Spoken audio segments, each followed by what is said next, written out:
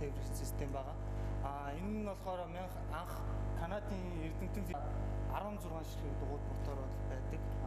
Тэгээд ган түн мөн газрын өндөнөөс 12.5 метрийн зайд байрлаж байгаа. Монголын эрс дэрс уур амьсгал дагид тохирсон цаас мөс бороо шорооноос бүрэн хамгаалж дугуйт мотор 6.2 буюу 8 цэцгийн автомашины надад заавал дарахын хэрэгжүүлж байгаа бусад бусад ачаад ирэх боломжтой.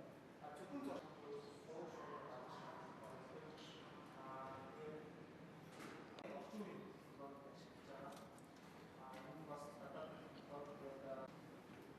барилга өсөлтөд өгөх юм бол та бүхний зургаас авч байгаа тэний боснуудаа явууч зураг төслийн дагуу төвтэй байдлаар загвар үйлчлэгийн зэрэг 3 жил маань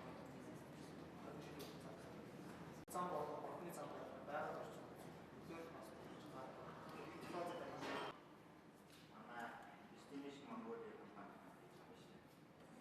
Энийх нь одоо алхамхыг хот дотор гэж бодож байна уу эсвэл хот хооронд гэдэг юм уу дагуулгуудын хооронд гэсэн төлөв байгаа юм уу?